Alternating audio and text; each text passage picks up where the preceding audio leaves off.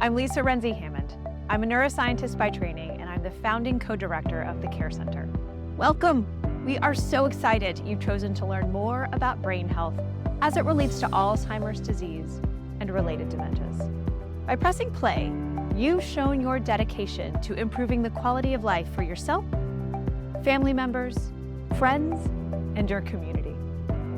Let's dig into a few of the dementia risk factors that we do have control over, the modifiable risk factors, beginning with perhaps the one most people are most aware of.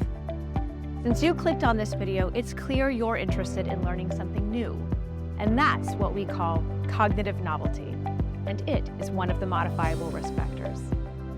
Have you heard that crossword puzzles, Sudoku, and other things like that are good for your brain? Well, it's true, they are. But they're even better for your brain if you are just trying them for the first time. All learning is good. In fact, if you have heard even one new thing today, about 500 milliseconds after hearing that new thing, your brain started to physically change in response to it. Every time you learn something new, every time you bring something new into your brain through your senses, your brain changes. And this is cognitive novelty. Challenging your brain to do things it doesn't usually do, like learning a new language, taking a dance class, learning to play an instrument, traveling, trying new foods, or even adopting a new hobby. Now, the reason we distinguish this term, cognitive novelty, from, say, doing daily crossword puzzles, is that if the brain likes thinking and being used, even for things it has done before, it loves to do challenging new things it has never tried before. Now, there's a lot of science out there to support cognitive novelty, including research done right here at the University of Georgia's Institute of Gerontology.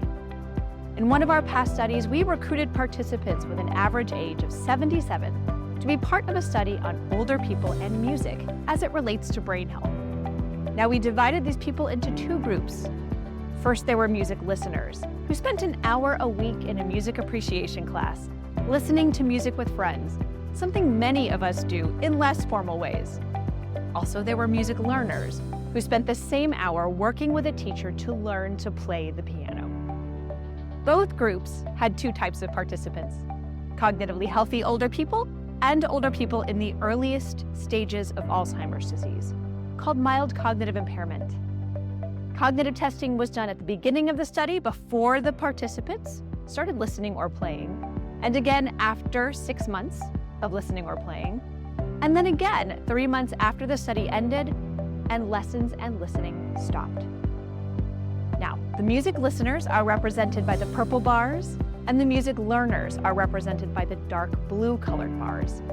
These bars show their performance on a test of reasoning, which is important for making logical decisions.